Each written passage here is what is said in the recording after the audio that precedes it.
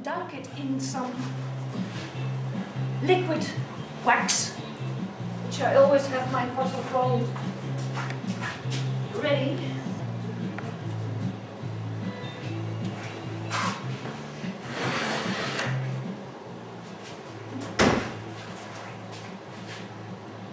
Then I dunk it in the liquid wax.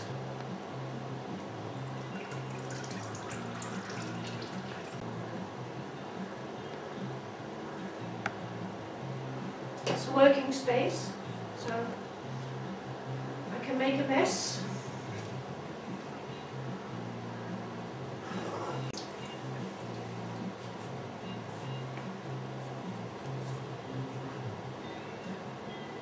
I have another piece of wax here. And if I want to get rid of the wax, I just stick it to another piece of wax. This is very soft, so I'm going to put it in the freezer. As soon as wax cools down, it stiffens. This wax, which you are molding with, is malleable. I have some other examples already made. One example is that I've already a quite solid eagle, but in the process I've stuck the wings together, and the sticking of the wings together makes that I can make a flat plane in it. Now I have the shoulders here, so maybe I'd like to do something more with the shoulders to give him more of a hunch. So I want to get everything that I can possibly out of this piece. I'm not satisfied yet, but I like this triangle with the other form next to it. Take the wax, which I usually always have in my hand, and I fill up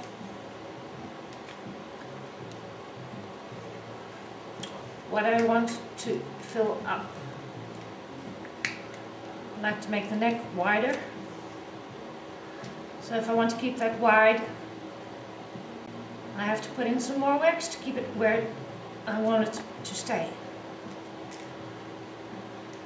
I have one also prepared on the underside.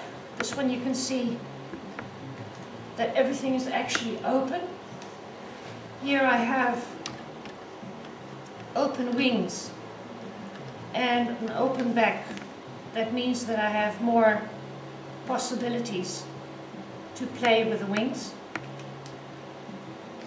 I can make them up and thin with a lot of tension,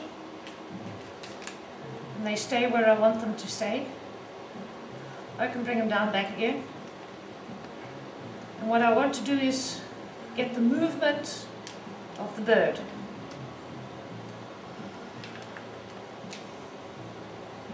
Now, after I've decided that, I have here a third one, which I have already filled in the underside and a piece of the tail.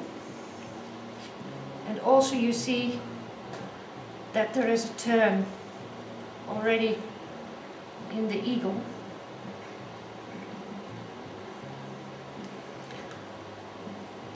What I would actually like to do now is to fill up the beak, because I like the way the beak is looking. I want to keep it that way. So normally if I am working quite small, put an amount of wax on my thumb, keeps it warm, and I can take what I need and then put it where I want it. Of course I have other examples, ones that I have nearly finished and one that I have finished. So the nearly finished one, is up here.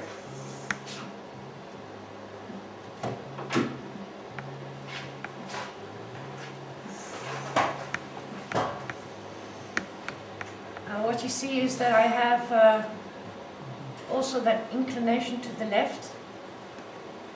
The face and the head are quite fragile. So if you want to interpret this, I interpret this as a female. I've mounted it on its tail to give the strength of the flight. And then I have, of course, the male.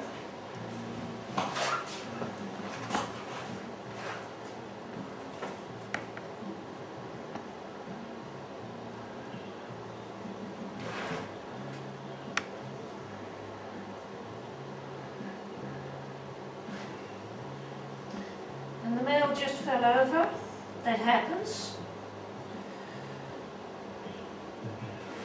You put things back in order. Don't cry about it. You've really made something very good.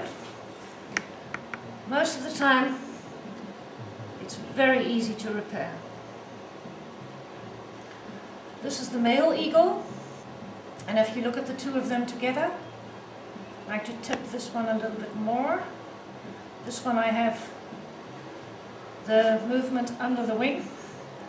You see he's more robust, really more of a guy. He also has an eyebrow. The eyebrow against the rays of the sun, so you can see downwards, see what he's flying into. And the little lady doesn't have those yet. He's finished, she's not, so I still have quite a few details to put on that one yet.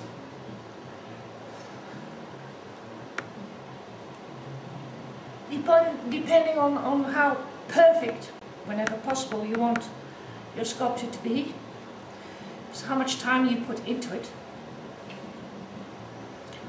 There are also fast ways of making sculpture. So you show everything that's spontaneous in what you're doing. But if you choose for this line and smoothness, which is going to have when it's finished, and be very shiny, then you have to work really precise. I also have from these models the inspiration to some bigger models, which I'll go to now.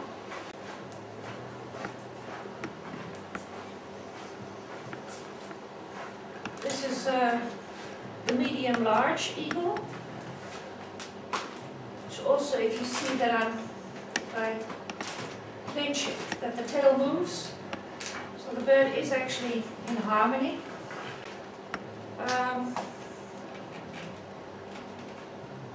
Used to be a lamp, by the way. I find very useful things that other people throw away, so now it's for me a way to mount my bird so that it is free in space. I would like to keep the tail down, so I'll take a piece of wax and just make it a little bit heavier. It's always good to take a step back to look. What I see is the face is a bit too big, and then you'd say, well, you have to push it back, but it's not going to stay there. So I push wax inside, push it in the form, and then squish the face towards each other, and then it will stay. This type of sculpture also has to have all those lines, all the thickness to make a bronze sculpture possible. And of course, I am one of the people who also has to make things even a little bit bigger. So I'll get that one a little right now.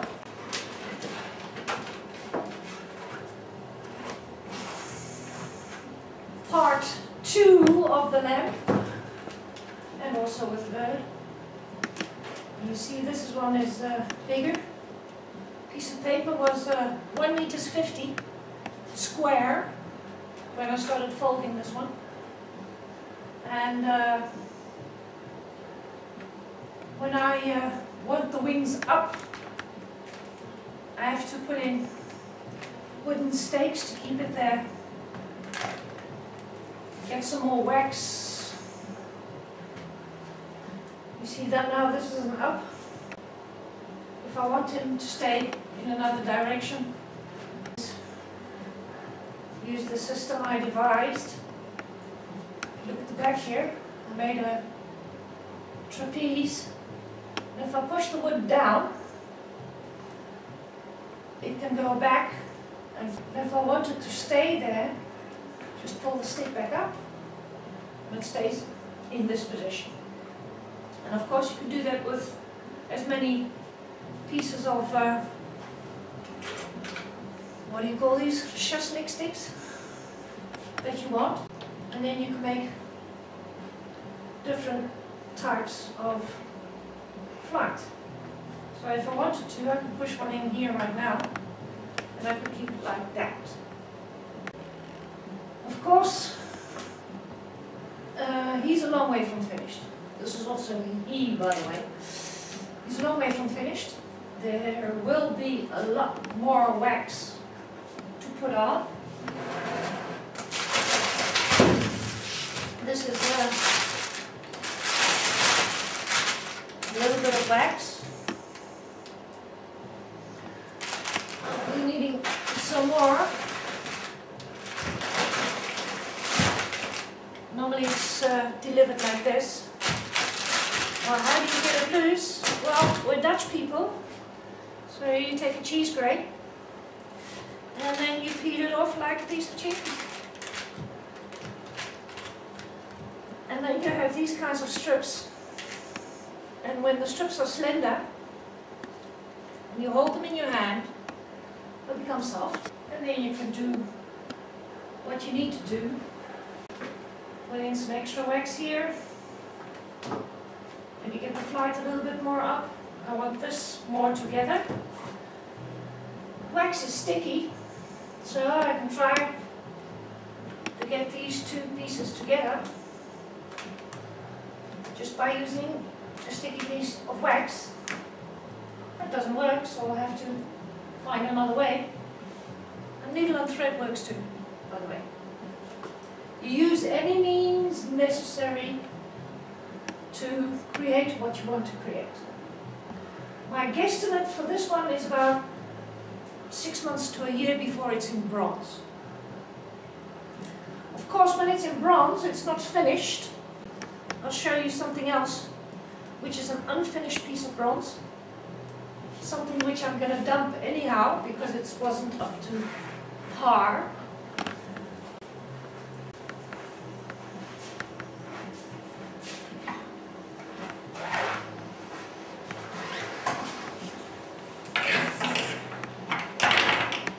This bronze sculpture, it's already been worked on.